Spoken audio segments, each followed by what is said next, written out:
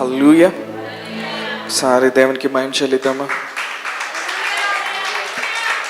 హల్లెలూయా.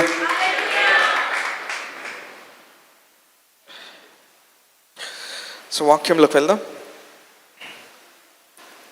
So ఈరోజు దేని గురించి నేను మాట్లాడబోతా ఉన్నాను? ఎవరు పోస్టర్ చూడలేదా? ఏంటి అంటే ఏంటి? కడవరి వర్షం. ప్రసంగి గ్రంథంలోకి వెళ్దాం. ప్రసంగి గ్రంథము 7వ అధ్యాయంలోకి వెళ్దాం. ప్రసంగి గ్రంథం 7వ అధ్యాయం 8వ వచనంలోకి వెళ్దాం. మొదటి భాగాన్ని చదువుదాం. ప్రసంగి గ్రంథం 7వ అధ్యాయం 8వ వచనం మొదటి భాగం చదువుతారు? చాలు. కార్యారంభం కంటే కార్యాంతము మేలు. The end of a thing is better than it's beginning. ఒక కార్యము ఆరంభమైన దానికంటే ఆ కార్యం యొక్క అంతము మేలంట. హల్లెలూయా. సో దేవుడు ఒక కార్యాన్ని అపోస్తలుల కార్యములు 2వ అధ్యాయంలో ఆయన ప్రారంభించాడు. పరిశుద్ధాత్మను ఆయన సంఘం మీద ఆయన కుమ్మరించాడు. సో దేవుని ఆత్మ ఎలా వచ్చాడు వాళ్ళ మీదకి? అగ్ని నాలుకల వల్లే ఆయన వారి మీదకి దిగి వచ్చాడు. Flames of fire. ఎలాగా? అగ్ని నాలుకల వల్లే వారి మీదకి ఆయన దిగి వచ్చాడు.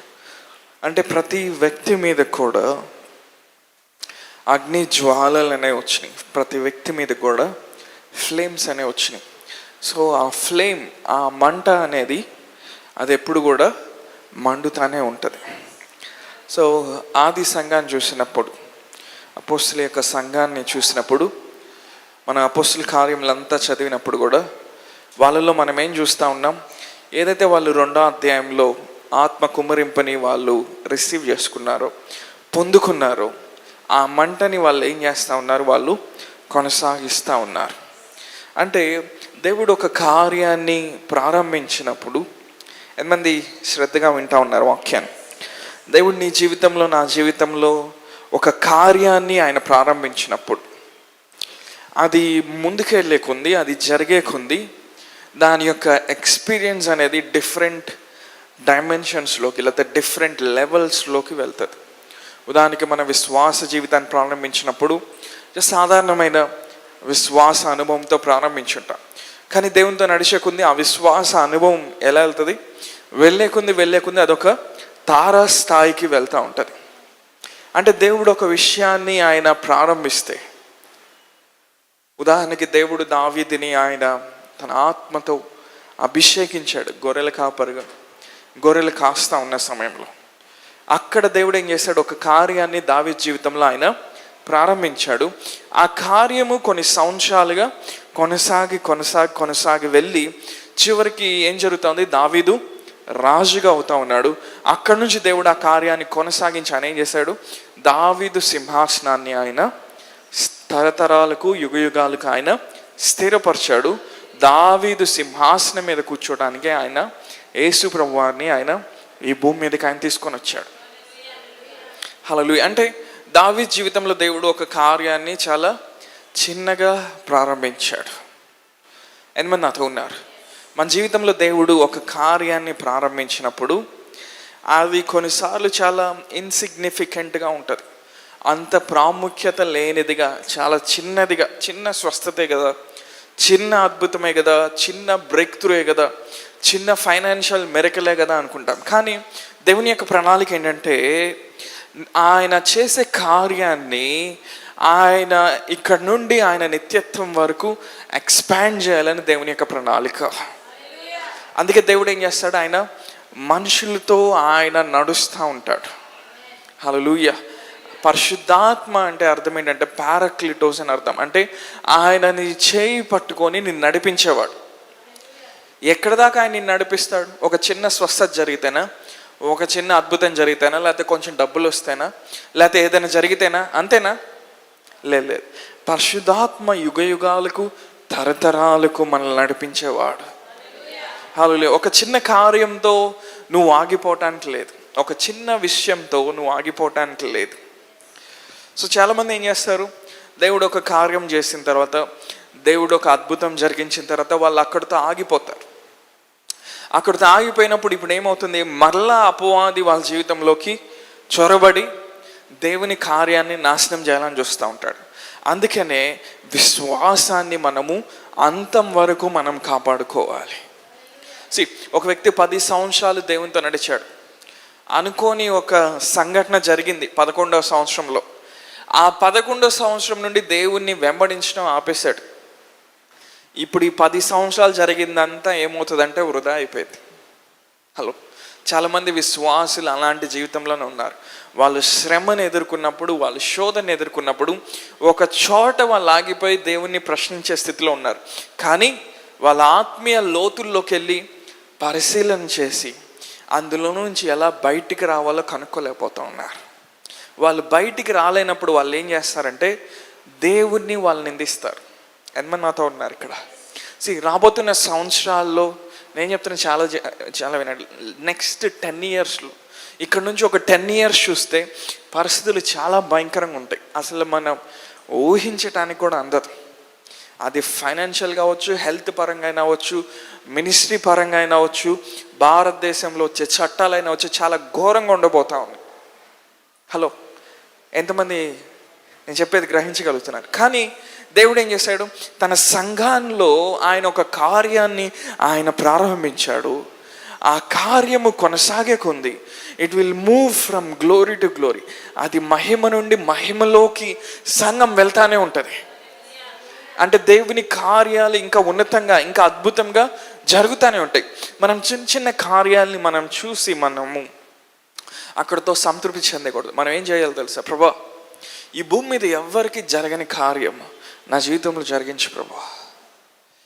ఈ ప్రపంచ దేశాల యొక్క చరిత్రలో ఎప్పుడు జరగని కార్యాలు నాకు జరిగించు ప్రభా అని అడిగే వాళ్ళు చాలామంది తక్కువ. మనకేంటంటే గుంపులో అంటారు కదా, గుంపులో జరిగినట్టు చూసారా మీరు ఎట్లా గ్యాప్ ఫిల్ చేశారో, అది జరిగితే చాలా అనుకుంటాం. చాలా స్వార్థపరులం మనం, అందరిలో కలిసిపోవాలి. అవునా? మనం ఏదైనా కారు కొనుక్కున్నా, ఏదైనా బట్టలు వేసుకున్నా అందరిలో కలిసిపోయినట్టు మనం ఉండాలి. ఎందుకని? మనం ప్రత్యేకంగా కనబడితే అందరి కన్ను మన మీద పడిద్దామని భయం. అవునా? ఒక కారు కొన్నావు, ఎవరు పట్టించుకోరు. 20 కార్లు కొని ఇంటి ముందు ఆపావనుకో,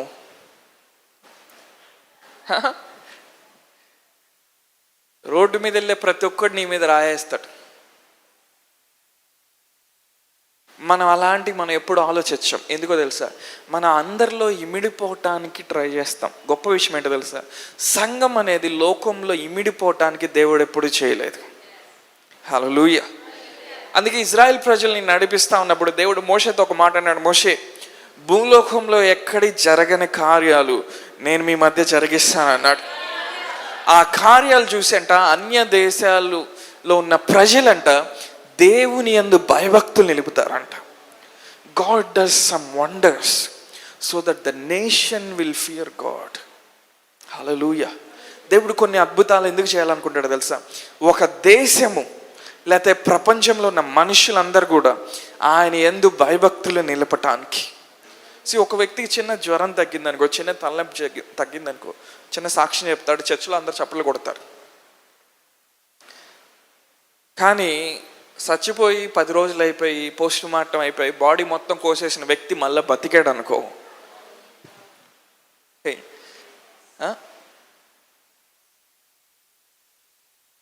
అపోస్తలుల కార్యములు 3వ అధ్యాయంలో కార్యం జరిగింది. 40 సంవత్సరాల నుండి కుంటితనంతో ఉన్నాడు ఒక వ్యక్తి. ఎప్పుడైతే పేతురు యోహాను అతని చేయి పట్టుకొని అతను లేపారు, 5,000 మంది సంఘానికి వచ్చారు ఒక అద్భుతం ద్వారా. There is something God wants to do with us. దేవుడు ఏదో ఒక కార్యాన్ని ఆయన మన జీవితాల్లో చేయాలనుకుంటున్నాడు. ఆర్థికపరమైన భారం నుండి తాత్కాలికమైన ఉపశమనం ఇవ్వటం దేవుని చిత్తం కాదు. నీ బాగా కడుపులో నొప్పి వస్తుంది అనుకో, ఆ కడుపులో నొప్పి తగ్గించడం దేవుని చిత్తం మాత్రమే కాదు, దేవుని ప్రణాళిక ఇంకా ఉంది, నువ్వు అందులోకి నడవాలి. సో ఎంతమంది అయితే స్వస్థత పొందుకుంటున్నారో, ఎంతమంది అయితే కార్యాలు పొందుకుంటున్నారో, మీ పట్ల ఉన్న దేవుని ప్రణాళికలోకి మీరు నడవటానికి పిలువబడ్డారు. ఆ స్వస్థతతో, ఆ చిన్న కార్యంతో మీరు ఆపేశారనుకో మీ ఆత్మీయ జీవితాన్ని, మరలా అదే వెనకటి వచ్చిన అపవాది వచ్చి మరలా మీ జీవితాల్ని హేళన చేయడం మొదలు పెడతాడు.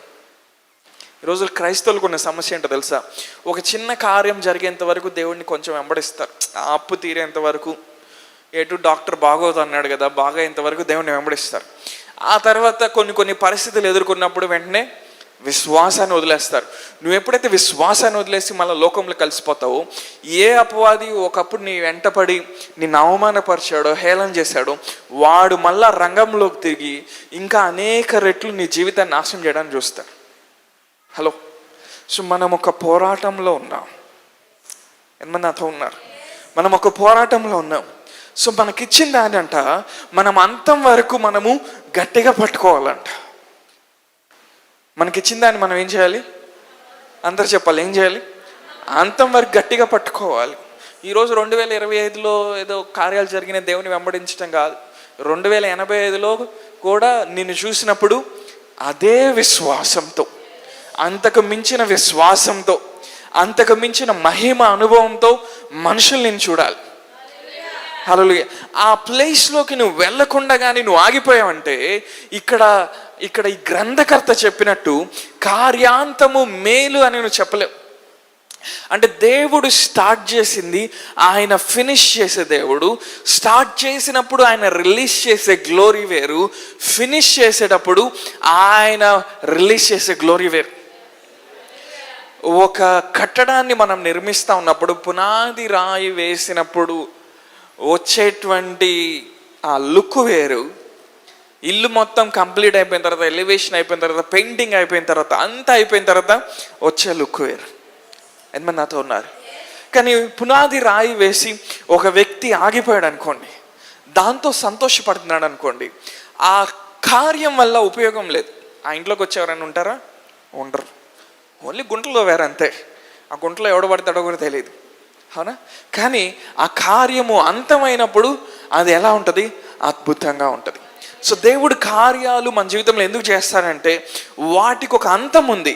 ఆ అంతం ఏంటో తెలుసా?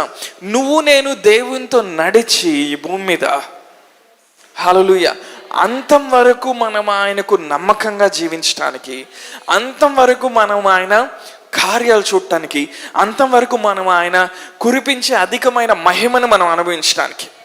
నీ పక్కన ఉన్న వ్యక్తి వైపు తిరిగి, ఒక చిన్న కార్యంతో ఆగిపోవద్దు. ఎప్పుడైతే నువ్వు ఆగిపోతావో అపవాది వచ్చి హేళన చేయటం మొదలు పెడతాడు. సో దేవుని యొక్క పర్పస్ ఏంటంటే, ఒక ఉద్దేశం ఏంటంటే, ఈ తరంలో సంఘం ద్వారా ఆయన కార్యాలు చేసి, ఎఫెసీ 3లో ఆయన అధికారులు ప్రధానులు ఎదుట నానా విధములైన జ్ఞానాన్ని సంఘం ద్వారా ఆయన బయలుపరచాలనుకుంటున్నాడు. దేవుడు చూపించాలనుకుంటున్నాడు. ఎవరికి? ఒకప్పుడు పడిపోయిన దేవదూతలకి. అధికారులు, ప్రధానులు ఎవరైతే రెండవ ఆకాశంలో ఉంటారు, ఆ చీకటి శక్తులు, వాళ్ళ ఎదుట దేవుడు చూపించాలనుకుంటున్నాడు. ఏంటి? తన శక్తి యొక్క మహత్యాన్ని చూపించాలనుకుంటున్నాడు. ఇదిగో నా కుమారుడిని నేను లేపాను, నా కుమార్తెని లేపాను, ఇదిగో వీళ్ళ జీవితాన్ని నేను ఎంత అద్భుతంగా తీర్చిదిద్దుతున్నాను, వీళ్ళ ద్వారా ఎలాంటి కార్యాలు నేను చేయబోతా ఉన్నాను. హల్లెలూయా. ఆ కార్యాలంట మనుషులకి ఆశ్చర్యాన్ని కలిగించడం కాదు. హలో, మనం ఏదైనా జరిగినప్పుడు నాకు ఫస్ట్ ర్యాంక్ వచ్చింది, నీకు సెకండ్ ర్యాంక్ వచ్చిందనా పక్కన వాళ్ళతో పోల్చుకుంటూ ఉంటా. దేవుని ప్రణాళిక అది కాదు. దేవుడు సంఘంలో ఆయన కొన్ని చేసేటప్పుడు ఆయన అధికారులకి, పెద్ద పెద్ద చీకటి శక్తులు ఎంత రుజువుపరచాలనుకున్నాడు. అదేంటంటే ఆయన వధువు ఎంత మహిమ కలిగినదో, ఆయన వధువు ఎంత శక్తి కలిగినదో. హల్లెలూయా. ఎంతమంది కార్యారంభంతో ఆగిపోయే వాళ్ళు ఉన్నారు ఇక్కడ? ఎంతమంది నాతో ఏకీభవిస్తారు? కార్యాంతం వరకు నేను వెళ్ళబోతా ఉన్నాను. హల్లెలూయా. ఒకసారి యోవేలు గ్రంథం 2వ అధ్యాయంలోకి వెళ్దాం. ఎంతమంది వాక్యాన్ని రిసీవ్ చేసుకుంటా ఉన్నారు? యోవేలు గ్రంథం 2వ అధ్యాయం 23వ వచనం. సియోను జనులారా ఉత్సహించి మీ దేవుడైన యెహోవా యందు సంతోషించుడి. మీ స్క్రీన్ మీద పడుతుందా? తన నీతిని బట్టి ఆయన తొలకరి వర్షమును మీకు అనుగ్రహించును, వాన కురిపించి పూర్వమందు వలె తొలకరి వర్షమును కడవరి వర్షమును మీకు అనుగ్రహించును. చాలు. మీ దేవుడైన యెహోవా యందు ఏం చేయాలంట? సంతోషించాలంట. ఆయన ఏం చేస్తాడంట? తొలకరి వర్షమును మీకు అనుగ్రహించును, వాన కురిపించి పూర్వమందు వలె తొలకరి వర్షమును కడవరి వర్షమును మీకు అనుగ్రహించును. సాధారణంగా తొలకరి వర్షం ఎప్పుడు పడుతుంది? నేల దున్నిన తర్వాత విత్తనం విత్తే టైంలో ఒక వర్షం పడుతుంది. దాన్ని ఏమంటారు? తొలకరి వర్షం అంటారు. కానీ కొన్ని మాసాలు అయిన తర్వాత ఎప్పుడైతే పంట సమృద్ధిగా వచ్చి ఇంకా కోతకి రెడీ అవుతా ఉందో ఆ టైంలో ఇంకొక వర్షం పడుతుంది. అదేంటో తెలుసా? కడవరి వర్షం. అపోస్తుల కార్యములు 2వ అధ్యాయంలో ఎప్పుడైతే అపోస్తుల మీద, ఆ మేడగదిలో ఉన్న 120 మంది మీద ఆయన పరిశుద్ధాత్మను కుమ్మరించాడో అదేంటంటే తొలకరి వర్షం. అది తొలకరి వర్షం. కానీ ఎప్పుడైతే సంఘము అంత్య దినాల్లోకి నడుస్తూ ఉందో, ఎప్పుడైతే అపోస్తల యొక్క తరము అంటే ఆది సంఘం యొక్క తరము అయిపోయి ఆ తర్వాత జనరేషన్స్ తరాలు వస్తూ ఉన్నాయో, ఈ తరాలన్నీ కూడా తొలకరి వాన్ని అనుభవించడానికి పిలువబడలేదు, కానీ కడవరి వర్షాన్ని అనుభవించడానికి పిలువబడి. హల్లెలూయా. కడవరి వర్షం ఏం చేస్తుంది తెలుసా? తొలకరి వర్షంలో జరిగిన అద్భుతాలని వాటిని చిన్నవి చేసి చూపిస్తుంది. హల్లెలూయా. కొంతమందికి అర్థం కావట్లేదు, నేనేం మాట్లాడుతున్నాను, తెలుగులోనే మాట్లాడుతున్నాను. కడవరి వర్షం ఏం చేస్తుంది తెలుసా? అపోస్తుల కార్యములు 2వ అధ్యాయం నుండి 28 వరకు ఏ కార్యాలైతే జరిగినాయో వాటన్నిటిని చిన్నగా చూపిస్తుంది. అంటే కడవరి వర్షం కింద జరిగేటువంటి కార్యాలు చాలా ఘనంగా, ఇంకా అనేక రెట్లు గొప్పగా ఉండబోతా ఉన్నాయి. హల్లెలూయా. దేవుడు అలాంటి కార్యాలని ఈ తరంలో ఆయన సంఘం ద్వారా చేయాలనుకుంటున్నాడు. సో మనం ఏమడగాలంట? కడవరి వర్షాన్ని ప్రభువా మా పైన కురిపించని మనం దేవుణ్ణి అడగాలంట. హల్లెలూయా. అంటే పేతురు నడిచి వెళ్ళినప్పుడు రోగులు స్వస్థపడ్డారు. మేబీ నువ్వు నడిచి వెళ్ళినప్పుడు చనిపోయిన వాళ్ళు బ్రతుకుతారు. హల్లెలూయా. పుట్టుకతో గుడ్డివాడు, కుంటి వాళ్ళు స్వస్థపడ్డ మనం చూసాం. అవునా? దేవుడు వాటికి మించి, అవునా, ఎనాటమీకి మించి, మనిషి యొక్క బయాలజీకి మించి దేవుడు కార్యాలు చేయబోతా ఉన్నాడు. ఒక సూపర్ న్యాచురల్ కదలికని ఆయన తీసుకొని రాబోతా ఉన్నాడు. హల్లెలూయా. కడవరి వర్షం ఏం చేస్తుందంటే తొలకరి వర్షం ద్వారా జరిగిన కార్యాల్ని అది చిన్నగా చేసి చూపిస్తుంది. ఎందుకంటే కడవరి వర్షం యొక్క ప్రణాళిక ఏంటో తెలుసా? దాని వెనకాల ఉన్న ఉద్దేశం ఏంటో తెలుసా? సంఘం ద్వారా బయలుపరచబడే నానా విధములైన జ్ఞానాన్ని దేవుడు అధికారులు ఏట, ప్రధానులు ఏట రుజువుపరచాలనుకుంటున్నాడు. There are miracles that doctors have to see. There are miracles that scientists have to see. There are miracles that principalities have to see. మనుషులు చూసి ఆశ్చర్యపోయే అద్భుతాలు కాదు. దేవుడు ఏమన్నాడు తెలుసా? ఏ 3వ వంతు దేవదూతులు అయితే నా సన్నిధిలోంచి పడిపోయారు వాళ్ళని ఆశ్చర్యపరిచే కార్యాలు మీ ద్వారా చేయాలనుకుంటున్నారు. చిన్న చిన్న రోగాలు తగ్గితే మనుషులు ఆశ్చర్యపోతారు, దెయ్యాలు ఆశ్చర్యపోవు ఎప్పుడు. ఎందుకని అంటే చాలా తెలుసు. కొన్ని ఎక్కువ శాతం తెచ్చేది అయ్యే, అవి తగ్గినప్పుడు అవి ఆశ్చర్యపోవు. ఎంతమంది నాతో ఉన్నారు? కానీ దేవుడు చేసే కార్యాలంట ఈవెన్ వాటికి కూడా అర్థం కావంట. హల్లెలూయా. అంటే దేవుడు ఎంత ఘనమైన కార్యాల్ని ఆయన కడవరి వర్షం ద్వారా చేయబోతా ఉన్నాడు. ఎంతమంది నాతో ఉన్నారు? ఈ కడవరి వర్షంలో కొన్ని విషయాలు మనం చూద్దామా? సో ఒకసారి యెషయా గ్రంథము 61వ అధ్యాయంలోకి వెళ్దాం. యెషయా ఏం ప్రవచిస్తున్నాడో మాట్లాడదాం, చూద్దాం. సియోనులో దుఃఖించు వారికి ఉల్లాస వస్త్రములు ధరింపచేయటం, బూడిదకు ప్రతిగా పూదండను, దుఃఖమునకు ప్రతిగా ఆనంద తైలం, భారభరితమైన ఆత్మకు ప్రతిగా స్తుతి వస్త్రమును వారికి ఇచ్చుటకును ఆయన నన్ను పంపి ఉన్నాడు. యెహోవా తను మహింపరచుకున్నట్లు నీతి అను మస్తకి వృక్షములనియు యెహోవా నాటిన చెట్లను వారికి పేరు పెట్టబడును. సియోన్లో దుఃఖించు వారికి ఆయన ఉల్లాస వస్త్రాలు ధరింపజేస్తాడంట. హల్లెలూయా. మొదటి వచనంలో ఏముంది? యెషయా 61లో చదువుతారా? యెహోవా ఆత్మ నా మీదకి వచ్చింది. అందరు నాతో చెప్తే ఏకీభవించి చెప్తారా? యెహోవా ఆత్మ నా మీదకి వచ్చింది. అంటే కడవరి వర్షము సంఘం మీదకి వచ్చినప్పుడు అంట బూడిదకు ప్రతిగా ఆయన పూదండనిస్తాడంట. For he will give you beauty for ashes. అంటే యాషెస్ అనేవి ఇంకొండవు సంఘంలో. బూడిద పాలైపోయి ఇంకేమీ ఉండవు. ఎంతమంది వాక్యాన్ని రిసీవ్ చేసుకుంటున్నారు? పూదండనంటే ఆయన సంఘాన్ని అలంకరిస్తాడు, సంఘాన్ని ఆయన బ్యూటిఫై చేస్తాడు. హల్లెలూయా. మొదటి వర్షం ఎందుకో తెలుసా? అన్యుల్ని దేవుని రాజ్యంలో తీసుకొని రావటానికి. కడవరి వర్షం ఎందుకో తెలుసా? అన్యుల్ని దేవుని రాజ్యంలోకి తీసుకొని రావటమే కాదు, సువార్త లేని చోటకి సువార్తను పంపించడానికి కాదు. కడవరి వర్షం యొక్క ఇంకొక ప్రాముఖ్యమైన ఉద్దేశం ఏంటో తెలుసా? ఆయన సంఘాన్ని బ్యూటిఫై చేయటానికి, సంఘాన్ని తన మహిమతో అలంకరించడానికి కడవరి వర్షము మన మీదకి వస్తాం. బూడిదకు ప్రతిగా పూదండ అంటే మేబీ ఆ మాటని మనం ఎలా చూడొచ్చు అంటే, మేబీ లైఫ్లో కొన్ని ఎక్స్పెక్టేషన్స్ మనకు కొన్ని జరుగుతాయి, కొన్ని ఇలా జరగాలి, కొన్ని ఇలా అవ్వాలని మనం పెట్టుకున్నామేమో, అవన్నీ ఈరోజు బూడిద పాలైనయేమో. All your disappointments, all your failures, all your frustrations, అవునా, నీ నిరాశలు, నిస్పృహలు, నీ ఓటమిలు, అవన్నీ నీ లైఫ్ని బూడిద పాలు చేసినాయేమో.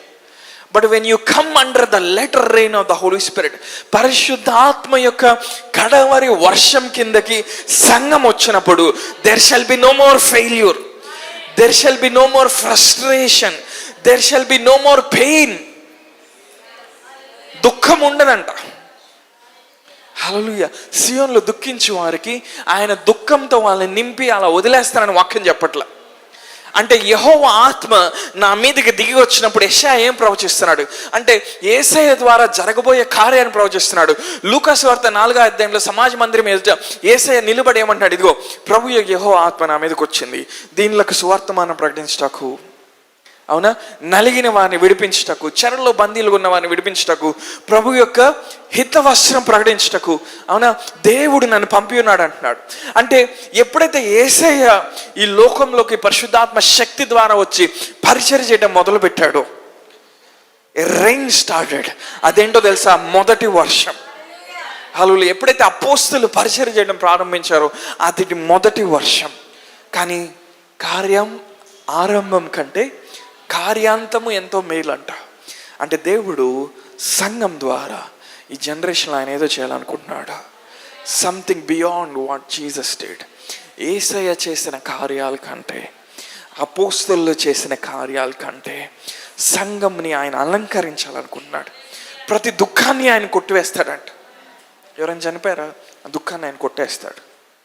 ఎవరైనా చనిపోబోతున్నారా? వాళ్ళని ఆయన బ్రతికిస్తాడు. కొంతమందికి అసలు అర్థం కావట్లా. కడవరి వర్షం ఏం చేస్తుంది తెలుసా?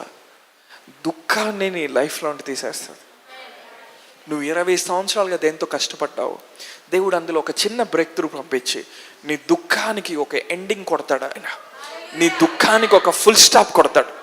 మేబీ 25 సంవత్సరాల ఆర్థిక విషయాల్లో నువ్వు స్ట్రగుల్ అవుతా ఉన్నావు. కడవరి వర్షము ఎప్పుడైతే సంఘం మీదకి వస్తుందో నీ దుఃఖానికి ఆయన సమాప్తం పలుకుతాడు. నీ ప్రతి బూడిద అనుభవానికి ఆయన ఏం చేస్తాడు? పూదండను ఆయన ఇస్తాడు. ఆయన బ్యూటిఫై చేస్తాడు. ఆయన నిన్ను తన మహిమతో ఆయన నిన్ను అలంకరిస్తాడు. దుఃఖం నాకు ప్రతిగా ఆయన ఏం చేస్తాడంట? ఆనంద తైలం ఇస్తాడు. అంటే కడవరి వర్షము పడినప్పుడు సంఘం దుఃఖించడానికి వీల్లేదు. అంటే కొంతమంది అడుగుతూ ఉంటారు, ఈ తరంలో మరి శ్రమలు ఎక్కువ వస్తూ ఉన్నాయి కదా, క్రైస్తవులను హింసించే వాళ్ళు ఎక్కువ అవుతున్నారు కదా. వాక్యం ఏం చెప్తుంది? కడవరి వర్షం పడినప్పుడు ఆయన దుఃఖం నాకు ప్రతిగా ఆనంద తైలం ఇస్తాడు. అంటే దేవుడు ఆ విషయాన్ని కూడా ఆయన సాల్వ్ చేయగలుగుతాడు. దేవునికి ఆ విషయం గురించిన పరిష్కారం కూడా ఆయన వద్ద రెడీగా ఉంది. సంఘం దాన్ని తీసుకోవటానికి రెడీ అవ్వాలి. అదేంటో ఇంకొన్ని నిమిషాల్లో నేను చెప్తాను. తర్వాత ఏమన్నాడు యెషయా? భారభరితమైన ఆత్మకు ప్రతిగా స్తుతి వస్త్రాన్ని అని ఇస్తారు.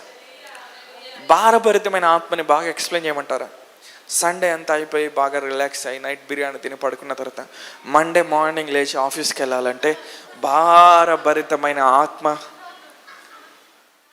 పొద్దున లేచి వంట చేయాలంటే మండే మార్నింగ్ లేడీస్కి భారభరితమైన ఆత్మ ఉంటుంది. అంటే ఎలా ఉంటుంది? అది నిన్ను అణిచివేస్తూ ఉంటుంది. నీ లైఫ్లో కొన్ని రిజల్ట్స్ రానప్పుడు, కొన్ని ఫలితాలు రానప్పుడు, నువ్వు ఆశించి నీకు జరగనప్పుడు ఎలా ఎలా ఉంటుంది? అది ఆ భారము నిన్ను దించేస్తూ ఉంటుంది, కిందకి నిన్ను కృంగదీస్తూ ఉంటుంది. కానీ కడవరి వర్షం పడినప్పుడు అంట నువ్వు లెగటమే దేవుని స్తుతిస్తా లెగుస్తూ ఉంటావు. ప్రతిరోజు ఒక ఆశ కలిగి జీవిస్తావు, ప్రతిరోజు విశ్వాసం కలిగి జీవిస్తావు, ప్రతిరోజు నమ్మకం కలిగి జీవిస్తావు. ఈ దినాన్ని దేవుడు చేశాడు, ఈ దినము ఆయన నా జీవితంలో కార్యాలు చేయబోతున్నాడు కాబట్టి నా నడుం బిగించుకొని నేను వెళ్తున్నాను బయటికి, నా బిజినెస్లోకి నా నడుం బిగించుకొని వెళ్తున్నాను. ఎందుకంటే ఈ దినము ఒక నూతన కార్యం ఆయన చేయబోతా ఉన్నాడు.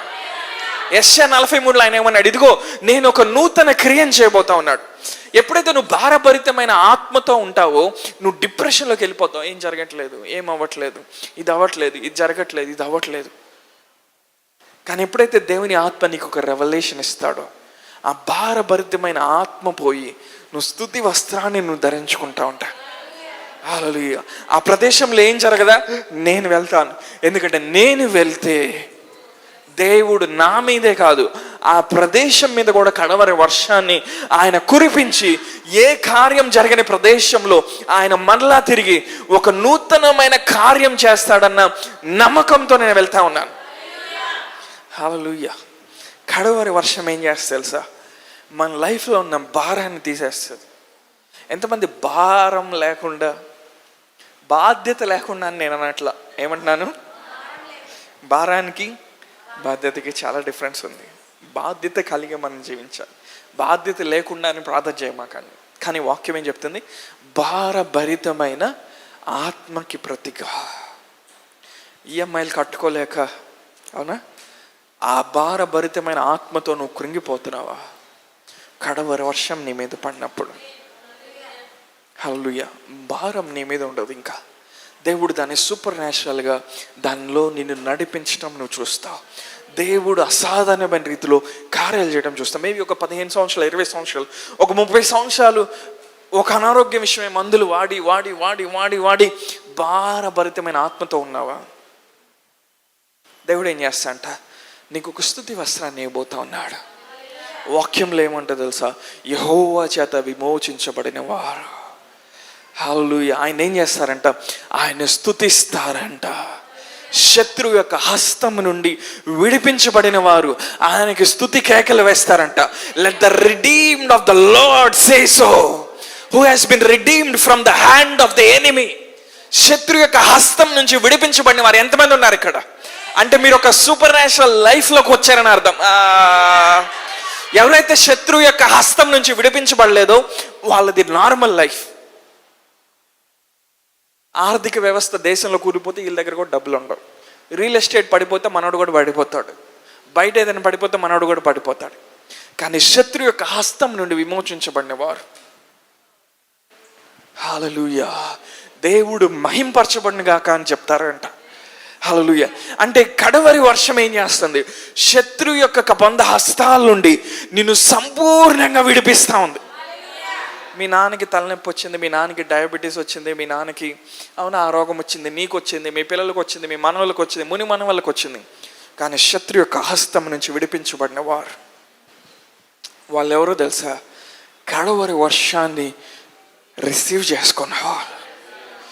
కడవరి వర్షం యొక్క చినుకులు పడినప్పుడు పురాతనంగా ఉన్న సంఖ్యలు అనేవి తెగిపోతాయి.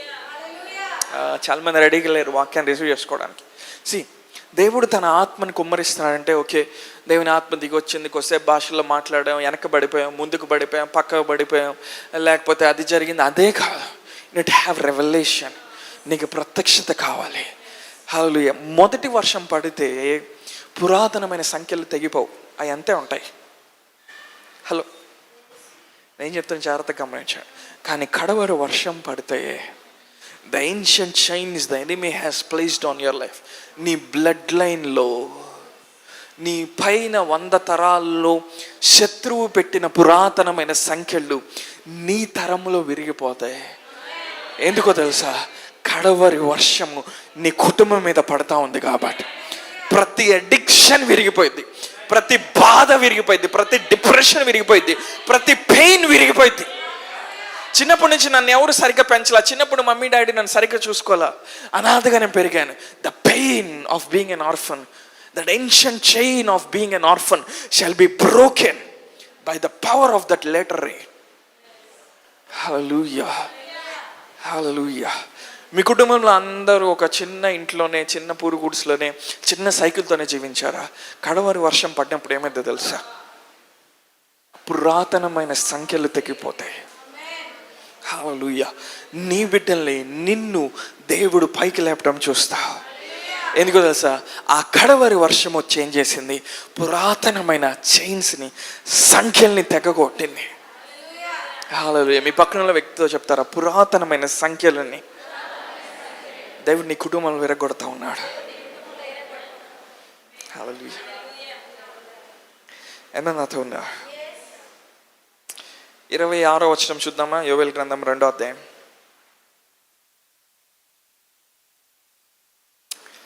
సరే, 24 నుంచి చూద్దాం. తొలకరి వర్షము, కడవరి వర్షం పడిన తర్వాత ఏమవుతుంది? కొట్లు ధాన్యంతో నిండను, క్రొత్త ద్రాక్ష రసము, క్రొత్త తైలమును, గానుగులకు పైగా పొర్లి పారును. నెక్స్ట్ వర్షం చదువుతారు అందరూ. మీరు కడుపారా తిని తృప్తి పొంది మీ కొరకు వింత కార్యములను జరిగించిన మీ దేవుడైన యెహోవా నామమును స్తుతించినట్లు. చాలు. మీరు కడుపారా తిని తృప్తి పొంది మీ కొరకు వింత కార్యములు, అది అండర్లైన్ చేసుకోండి. దేవుడు ఎప్పుడు కూడా మామూలు కార్యాలు చేయడు. మామూలు కార్యాలు చేస్తే ఆయన దేవుడు కాదు, ఆయన మనిషి. నీకు 100 రూపాయలు కావాలి, నేను నీకు 100 రూపాయలు ఇచ్చానంటే నేను మనిషిని. నీకు 100 రూపాయలు కావాలి, ఆయన నీకు 10 లక్షలు ఇచ్చాడంటే అది వేరు. కొంతమంది తీసుకోలేరు తొందరగా, ఎందుకంటే బాగా లాజికల్గా మనము సైంటిఫిక్గా ఆలోచిస్తూ ఉంటాం. అవునా? దేవుడు ఏమంటా ఉన్నాడు? కడవరి వర్షం పడినప్పుడు అంట, మీరు కడుపార తిని, బాగా ఫుల్గా తిన్నావు, ఈ కడుపులో అరగట్లేదు, ఏంటి పరిస్థితి? బాగా గొంతు దాకా తిన్నావు, నైట్ నిద్ర పట్టట్లేదు, ఏంటి పరిస్థితి? మీకు సీక్రెట్ చెప్తా. కడవరి వర్షం నీ మీద పడినప్పుడు నువ్వు తింటానే ఉంటావు, ఏం కాదు. అలా అని మరీ ఎక్కువ తినమాకండి. హల్లెలూయా. యోవేలు ఏం ప్రవచిస్తున్నాడు తెలుసా? ఆయన కడవరి వర్షం పడినప్పుడు అంట, నువ్వు కడుపార తిని. హల్లెలూయా. కొంతమంది కడుపార తింటామంటే చాలా సింపుల్ విషయం అనుకుంటున్నారు. 20-30 సంవత్సరాల నుండి గ్యాస్ట్రిక్ ప్రాబ్లం ఉన్న వాళ్ళని అడగండి, కడుపార తింటామంటే ఏంటో వాళ్ళకి తెలియదు. క్యాన్సర్ వచ్చిన వ్యక్తిని అడగండి, కడుపార తింటామంటే ఏంటో వాళ్ళకి తెలియదు. HIV వచ్చిన వ్యక్తిని అడగండి, కడుపార తింటామంటే ఏంటో వాళ్ళకి తెలియదు. అవునా? పేగుల్లో పూత వచ్చిన వ్యక్తిని మీరు అడగండి, కడుపార తింటామంటే ఏంటో తెలియదు. అవునా? వైరల్ ఫీవర్ 1 నెల రోజులు వచ్చిన వ్యక్తిని అడగండి, కడుపార తింటామంటే వాళ్ళకేంటో తెలియదు. కానీ దేవుడు ఒక వాగ్దానం చేస్తా ఉన్నాడు. ఆయన కడవరి వర్షం నీ మీద పడినప్పుడు అంట, no more gas trouble, no more digestive problems. Hallelujah. నువ్వు కడుపార తిని తృప్తి పొంది, అంటే దేవుడు ఎవరి మీదైతే కడవరి వర్షం పడుతుందో వాళ్ళని ఒక డైమెన్షన్లోకి వాళ్ళని పుష్ చేస్తున్నాడు. ఆ డైమెన్షన్ ఏంటంటే సూపర్ అబండెన్స్, సర్వ సమృద్ధి ఉండే ఒక రెల్మ్ అది. అలా నువ్వు బట్టలు వేసుకుంటావా, అక్కడ సమృద్ధిగా దొరుకుతాయి. నువ్వు తినాలా, సమృద్ధిగా దొరుకుతాయి. Anything you name it under this planet ఈ గ్రహంలో నువ్వు ఏదైనా దానికి పేరు పెట్టు. నా కారు లేదంటున్నావా, దేవుడు కారు ఇస్తాడు. నా హౌస్ లేదంటున్నావా, దేవుడు హౌస్ ఇస్తాడు. నీ బట్టలు లేవంటున్నావు, దేవుడు బట్టలు ఇస్తాడు. ఏం చెప్పమంటారు చెప్పండి, నేమ్ ఎనీథింగ్. ఏది నా బిజినెస్ లేదంటున్నా, దేవుడు బిజినెస్ ఇస్తాడు. నా బ్యాంక్ అకౌంట్లో $1 million లేవంటున్నా, దేవుడు $1 million కాదు ఇంకా ఎక్కువ ఇస్తాడు. వాళ్ళు ఇక్కడ యోవేలు ఏమంటాడు తెలుసా, మీరు కడుపారా తిని. అంటే ఆ మనుషుల యొక్క దృష్టి దేవుని మీదకి వెళ్ళింది కాబట్టి, దేవుని కోసం వాళ్ళు ఆశపడుతున్నారు కాబట్టి ఆయన ఇప్పుడు ఏం చేశాడు, కడవరి వర్షాన్ని వాళ్ళు పంపించి వాళ్ళని సమృద్ధి ఉండే ప్రదేశంలోకి ఆయన వారిని తోస్తూ ఉన్నాడు. నువ్వు కడుపారా తిని తృప్తి పొంది నువ్వేం చేస్తావంట, నువ్వు తిన్న తర్వాత నువ్వు అంటావంట చాలా తృప్తిగా ఉందంటావంట. తర్వాత నువ్వు నిద్రపోతావని వాక్యం చెప్పాల. కడుపారా తిని తృప్తి పొంది నీ కొరకు వింత కార్యాలు జరిగించిన దేవుడు. మొన్న ఒక కార్యం చేశాడండి, అది ఆలోచిస్తే మైండ్ పోతుందంటావు చూడు, అది వింత కార్యం. హల్లెలూయా. దేవుడు ఆ పరిస్థితిలో నాకు ఒక విడుదల ఇచ్చాడు, బయట పడలేను అనుకున్నాను. అది ఈరోజు నేను ఆలోచిస్తే అదొక వింత కార్యం. హల్లెలూయా. నా చేతుల ద్వారా దేవుడు కొన్ని అద్భుతాలు చేశాడు. అవి ఎలా జరిగినాయో ఆలోచిస్తే it is a strange miracle. అదొక వింత కార్యం. మీ కొరకు వింత కార్యాలు జరిగిన మీ దేవుడైన యెహోవాని మీరు స్తుతిస్తారంట. అంటే కడవరి వర్షం ఏం చేస్తుంది తెలుసా, మామూలు కార్యాలు కాదు. ఎవరికి ఆ హంగర్ ఉంది, నేను చూడాలి, వింత కార్యాలు చూడాలి, నా తండ్రి యొక్క హృదయం లోపలికి వెళ్ళి ఆయన ఇచ్చే శక్తిని పొందుకొని ఈ తరంలోనే వింత కార్యాలు చూడాలనే వాళ్ళు ఎంతమంది ఉన్నారు? మీరంట ఆ వింత కార్యాలని అనుభవించి చూసి మీరేం చేస్తారంట, మీరు ఆయన స్తుతించడం మొదలు పెడతారు. హల్లెలూయా. అంటే కడవరి వర్షం పడినప్పుడు దేవుడు ఏం చేస్తా ఉన్నాడు, సర్వ సమృద్ధిలోకి ఆయన నడిపిస్తా ఉన్నాడు. హల్లెలూయా. ఎంతమంది నాతో ఉన్నారు? ఒక్క వచనం చెప్పి నేను ముగిస్తాను. యెషయా 61 మొదటి 2 వచనాలు చదువుదాం ఒకసారి. 2వ వచనం చూసారా, యెహోవా హితవస్త్రమును మన దేవుని ప్రతిదండన దినమును ప్రకటించుటకును దుఃఖక్రాంతులందరినీ ఓదార్చుటకును. ఎన్కేజేవి లేస్తావా? 2nd verse, to proclaim the acceptable year of the Lord and the day of vengeance of our God, to comfort all who మూవ్. అక్కడ ఒక మాటను చూస్తా ఉన్నా, మన దేవుని ప్రతిదండన దినము ప్రకటించుటకును and the day of vengeance of our God. So ఈరోజు ఒక విషయం చెప్తున్నాను, అభ్యంతరపడమాక. కడవరు వర్షాన్ని పంపించినప్పుడు దేవుడంట ఆయన పగ తీర్చుకుంటాడంట, ఆయన ప్రతీకారంతో ఆయన రగులుతాడంట. దేని మీద ఆయన ప్రతీకారం తీర్చుకుంటాడు? దేని మీద తెలుసా? ఎవరి మీద అయితే ఆయన ఆత్మ కుమ్మరించబడుతుందో, వాళ్ళకి విరోధంగా ఏవైతే పోరాడుతున్నాయో వాటి మీద అంట ఆయన ప్రతీకారం తీర్చుకుంటాడంట. హల్లెలూయా. ఒకసారి నీ పక్కన వ్యక్తి చెప్పు, నీ దేవుడు పగబట్టే దేవుడు కూడా అని చెప్పు. ఎప్పుడు వినలేదు కదా ఈ టైప్లో. దేవుని ఆత్మ వస్తే ఓన్లీ స్వస్థపడతాం, విడుదల అవుతాం, కార్యాలు జరుగుతాయి. దేవుడు ప్రతీకారం తెచ్చుకునే దేవుడు. It's a God of vengeance. ఆయన ప్రతీకారము మనుషుల్లాగా హాని చేసేదిగా ఉండకపోవచ్చు, కానీ ఆయన ప్రతీకారము, ఆయన పగ ఒక వ్యక్తిని, ఒక సంస్థని, ఒక దేశాన్ని, ఒక కుటుంబాన్ని, ఒక ప్రాంతాన్ని పునరుద్ధరిస్తుంది. అంటే దేవుడు పగ ఎట్లా తీర్చుకుంటాడు? రెస్టోరేషన్ నిమిత్తమై ఆయన పగ తీరుస్తాడు. ఉదాహరణకి నువ్వు ఒక రోగంతో కొన్ని సంవత్సరాలు నువ్వు బాధపడ్డావు. ఇప్పుడు ఆయన కడవరి వర్షం నీ మీద వచ్చినప్పుడు దేవుడు నీ మీద పగ తీర్చుకోడు, కానీ ఆ రోగం మీద ఆయన ప్రతిదండన దినాన్ని నువ్వు ప్రకటించాలంట. అంటే ఎవరెవరైతే ఆ రోగంతో బాధపడుతున్నారో నువ్వు వెళ్ళంగానే దేవుడు వాళ్ళందరినీ స్వస్థపరుస్తూ ఉంటాడు. అంటే దేవుడు ఎలా పగ తీర్చుకుంటున్నాడు? అవునా, మనుషుల్ని, వ్యక్తుల్ని పునరుద్ధరించడం ద్వారా. హల్లెలూయా. నీతో పోరాడుతున్న ఫైనాన్షియల్ ప్రాబ్లమ్స్ మీద దేవుడు ప్రతిదండన చేస్తాడు.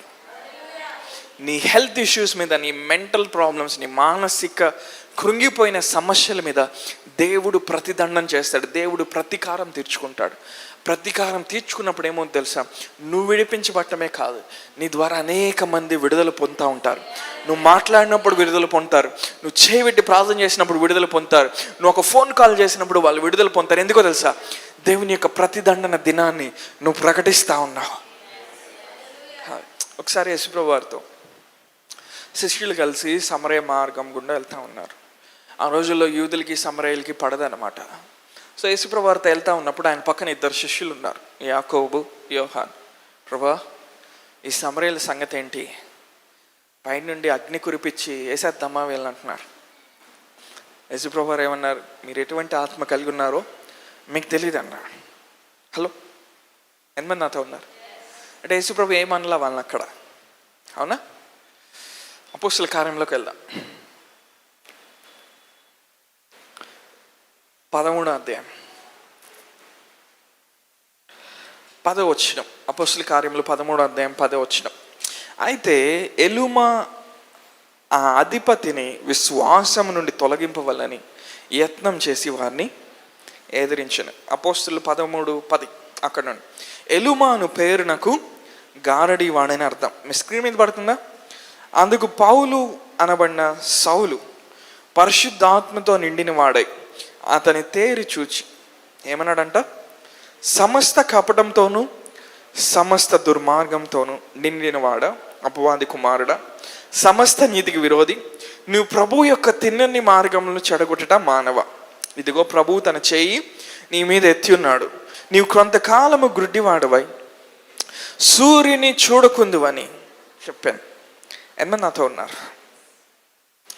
పౌలు అతనితో ఉన్నవారు ఒక చోట సువార్త ప్రకటిస్తూ ఉంటే ఒక ప్రాంతంలోకి వెళ్ళి అక్కడ ఒక అధిపతి దేవుని యందు విశ్వాసం ఉంచడం మొదలుపెట్టాడంట.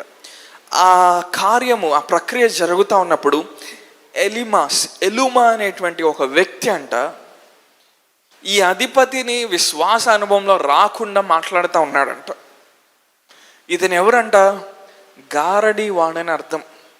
గారడి చేసేవాడు అంటే సోది చెప్పేవాడు.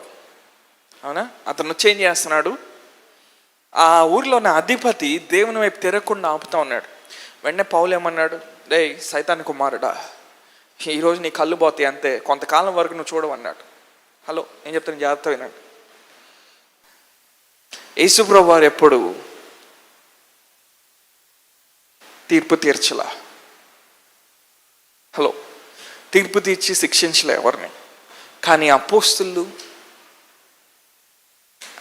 అననీయ సప్పేరా పేతురు దగ్గరకు వచ్చి అబద్ధం చెప్పినప్పుడు పేతురు ఏమన్నాడు, రెడీ చేయండి కాఫిన్ బాక్స్ అన్నాడు. మనం ఏమనుకుంటాం, పేతురు కోపం ఎక్కువ అనుకుంటాం. లేదు. పేతురు 13వ అధ్యాయంలో పౌలు దేవుని యొక్క ప్రతిదండన దినాన్ని, దేవుని యొక్క ప్రతీకారాన్ని వాళ్ళు ప్రకటిస్తూ ఉన్నారు. హల్లెలూయా.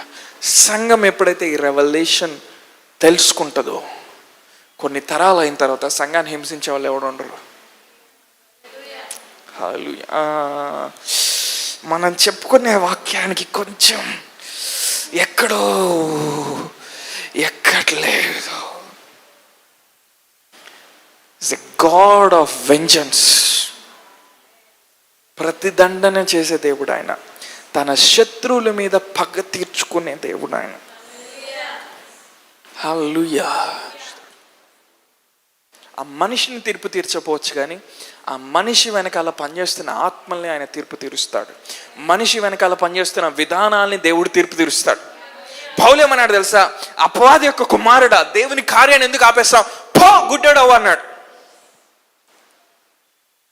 హలో, కొన్ని రోజుల దాకా మనోడు చూడలా the power of later rain. Hello, కడవరి వర్షం యొక్క పవర్ అది. హల్లెలూయా. నాకు తెలిసిన ఒక దైవజనుడు ఉన్నాడు. ఆయన పరిచయం కాదు, జస్ట్ ఆయన గురించి చదివాను. ఒకసారి ఆయన యూనివర్సిటీలో ఒక పని చేస్తూ ఉన్నప్పుడు, గొప్ప దైవజనుడు ఆయన, ఒక 8 మంది ఆయన్ని చంపడానికి వచ్చారు తుపాకులు తీసుకొని. ఈ దేశంలో కాదు, నైజీరియాలో. చాలా సంవత్సరాల క్రితం జరిగింది. ఒక పావు గంట వాళ్ళు ఉండమను, తర్వాత నన్ను కలద్దు కానీ అన్నారు ఆయన ఎప్పుడైతే బయటకు వచ్చాడో వాళ్ళందరికీ పెరాలసిస్ వచ్చి పడిపోయారు. 8 మందిలో ఒక్కడు కూడా కాల్చలేకపోయాడు. There is something called as vengeance. Hallelujah. కడవరి వర్షం పడినప్పుడు దేవుడు వెంజన్స్ తీసుకుంటాడు. మనుషులు రివెంజ్ తీసుకోవటం వేరు, దేవుడు రివెంజ్ తీసుకోవటం వేరు. హలో, మనుషులు ప్రతీకారం తీర్చుకోవటం వేరు, దేవుడే ప్రతీకారం తీర్చుకోవటం వేరు. దేవుడు ఎందుకు ప్రతీకారం తీర్చుకుంటాడు తెలుసా? నీకు ఆ పరిస్థితుల్ని కల్పించిన చీకటి శక్తుల్ని ఆయన తీర్పు తీర్చాలనుకుంటున్నాడు. కాబట్టి నీకు ఆ భయంకరమైన వాటిని నీ మీదకి పంపించిన దురాత్మల మీద ఆయన ఏం చేయాలనుకుంటున్నాడు? తీర్పు తీర్చాలనుకుంటున్నాడు. హల్లెలూయా. కొన్నిసార్లు నీ బాడీలో ఏదైనా అనారోగ్యం పోవట్లేదు అనుకో, నువ్వేం చేయాలి తెలుసా? దాన్ని శపించడం నేర్చుకోవాలి. ఇదిగో రోగమా, దేవుని తీర్పు నీ మీద మాట్లాడుతున్నాను. వేళ్లతో సహా శపించబడి వెళ్ళిపో నాలో నుండి. నువ్వేం చేస్తున్నావు? దేవుని యొక్క తీర్పుని దాని మీద నువ్వు మాట్లాడుతూ ఉన్నావు. హల్లెలూయా. నీ వ్యాపారం మీద దేవుని యొక్క తీర్పుని నువ్వు మాట్లాడచ్చు. ఇదిగో దేవుని యొక్క తీర్పుని నేను మాట్లాడుతూ ఉన్నాను. ఇన్ని సంవత్సరాల వ్యాపారమా, నువ్వు నాకు ఫలం ఇవ్వకుండా ఉన్నావు.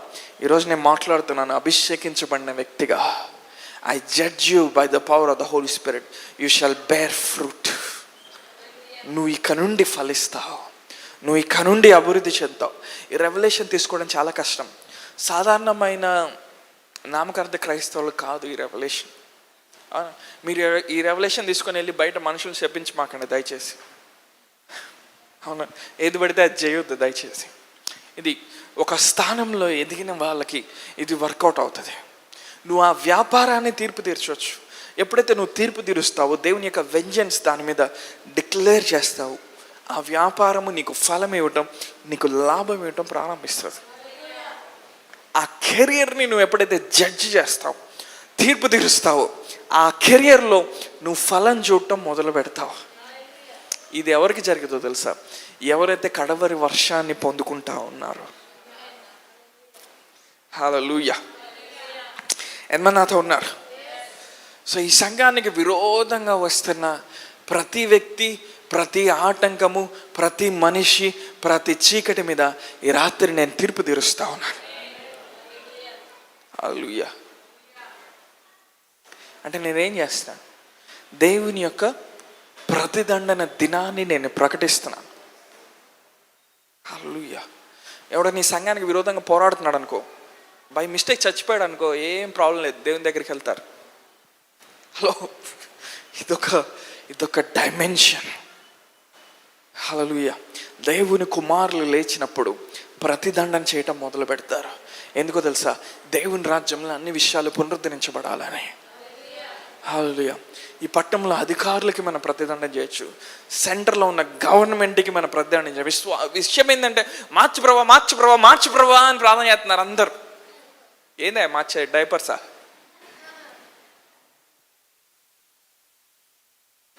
సంఘానికి దేవుడు ఏమిచ్చాడు?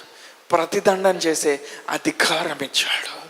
భారతదేశంలోని సంఘం లేచి ప్రభా ఈ ప్రభుత్వం దిగిపోవాలంటే చాలు, రెండో రోజు ఎవడు కనపడ్డు, న్యూస్లో కూడా రాలు వాళ్ళు. హలో, నేను చెప్తున్నా వినండి, సంఘం ఈ రెవల్యూషన్ పట్టుకోవాలి. This is the revolution. అవునా? మనం డిక్లేర్ చేయొచ్చు, ఈ సంఘానికి ఎదగకుండా చేసిన ప్రతిదానికి ప్రభా మేము ప్రతిదండన దినాన్ని మేము ప్రకటిస్తూ ఉన్నాం, మేము తీర్పు తీరుస్తూ ఉన్నాము. అవి మాకు లోబడి నీ కార్యము జరిగేటట్టు మాకు సహకరించినట్లుగా మేము మాట్లాడతామని మనం ఎప్పుడైతే డిక్లేర్ చేస్తామో, దేవుడు మనకి నూతన ద్వారాలు తెరవడం మొదలు పెడతాడు. హల్లెలూయా. నిర్గమకాండం 8వ అధ్యాయం 22వ వచనం. సో కడవరి వర్షం ఏం చేస్తుందంటే మనల్ని ప్రత్యేకపరుస్తుంది. మరియు భూలోకంలో నేనే యెహోవానని నువ్వు తెలుసుకున్నట్లు ఆ దినమున నేను నా ప్రజలు నివసించిన గోషేను దేశమును వినాయించదను. అక్కడ ఈగల గుంపులు ఉండవు. నా ప్రజలను నీ ప్రజల నుండి ప్రత్యేకపరచదను. రేపు ఈ సూచక్రియ జరిగిన యెహోవా సెలవిచ్చినట్టు నువ్వు చెప్పవాలి. సో మోషే ఫరో దగ్గర పోరాడుతూ ఉన్నాడు ఇజ్రాయెల్ ప్రజల్ని బయటికి తీసుకొని రావడానికి. మోషే విడుదల చేసిన 4వ తెగులు ఏంటంటే ఈగల గుంపు అన్నమాట. దేశం మొత్తం ఇప్పుడు ఏమొస్తూ ఉన్నాయి? ఈగలు వస్తూ ఉన్నాయి. ఎందుకు వస్తున్నాయి ఈగలు? దేవుని ప్రజలు బయటికి వెళ్ళాలి, వెళ్ళకపోతే ఏదో ఒకటి జరిగిద్ది. హలో. సో ఇజ్రాయెల్ ప్రజలు ఎక్కడ ఉంటున్నారు? గోషేన్లో ఉంటున్నారు. గోషేన్లోకి ఈగలు రావట్లా, ఆ ఎగుప్తు మొత్తం ఈగలు వస్తున్నాయి. హలో. మోషే మాట్లాడిన 9వ తెగులు ఏంటి? చీకటి, భయంకరమైన చీకటి, గ్రేట్ డార్క్నెస్. ఐగుప్తు అంతా ఇంకా సూర్యుడు ఉదయించిన ఆపేశాడు. ఐగుప్తు అంతా ఏమైంది? ఆ తెగులుకి ఐగుప్తు అంతా చీకటి వచ్చింది. కానీ గోషేన్లో అంట వెలుగు ఉందంట. కడవరి వర్షం ఏం చేస్తుంది తెలుసా? లోకంలో నుండి మనల్ని డిస్టింగ్విష్ చేస్తుంది. దేవుడు మన కోసం సిద్ధపరిచిన ప్రత్యేకమైన స్థానాన్ని లోకంలో మనకిస్తుంది. ఎంతమందికి ఆ స్థానం కావాలి? నీ లైఫ్ని చూసినప్పుడు దేవుడు కార్యం చేశాడబ్బా, దేవుడు ఈ వ్యక్తిని లేపాడబ్బా, దేవుడు తన ఆత్మని ఈ వ్యక్తి మీద కుమ్మరించాడబ్బా. దావీదు ఎవరు? దావీదు వెలివేయబడిన వాడు. దావీదు ఏ పేరు ప్రఖ్యాతి లేనివాడు. దేవుడు ఎప్పుడైతే తన ఆత్మని కుమ్మరించాడో, దావీదుతో మాట్లాడటం ప్రారంభించాడు. దేవుడు ఎప్పుడైతే రాజుగా దావీదుని చేశాడో, తన సహోదరులందరికీ మించి ఎప్పుడైతే దేవుడు దావీదుని హెచ్చించాడో, దేవుడు ఏం చేస్తూ ఉన్నాడు? ప్రత్యేకపరుస్తూ ఉన్నాడు. కడవరి వర్షం మన మీదకి ఎందుకు వస్తుంది తెలుసా? మనల్ని ప్రత్యేకపరచడానికి. మీరు రెడీగా లేరని తెలుసు ఇది రిసీవ్ చేసుకోవడానికి. దేవుడు నిన్ను డిస్టింగ్విష్ చేస్తాడు. దేవుడు నిన్ను ప్రత్యేకపరుస్తాడు. దేవుడు నీకు ప్రత్యేకమైన సిగ్నేచర్ ఇస్తాడు. దేవుడు నిన్ను ప్రత్యేకమైన ముద్రాయంగా చేస్తాడు. దేవుడు నిన్ను ప్రత్యేకమైన బ్రాండ్గా ఆయన చేస్తాడు. దేవుడు నిన్ను ప్రత్యేకమైన ట్రైబ్గా ఆయన చేస్తాడు. దేవుడు నిన్ను ప్రత్యేకమైన రాజుగా, యాజకుడిగా ఆయన ఏం చేస్తాడు అంటే, మనుషుల్ని చూసినప్పుడు నీ మీద ఒక ప్రత్యేకత కనబడుతుంది. అది ఎలా వస్తుంది తెలుసా? ఆయన కడవరి వర్షము నీ మీదకి వచ్చినప్పుడు. ఎంతమంది నాతో ఉన్నారు? జస్ట్ కళ్ళు మూసుకుంటారు అక్కడ ఉన్నారు. కానీ ఎవరైతే ఆత్మలో ప్రేరేపించబడిన వారు, జస్ట్ ఒక కొన్ని నిమిషాలు మనం ప్రేయర్లో టైం స్పెండ్ చేద్దాం.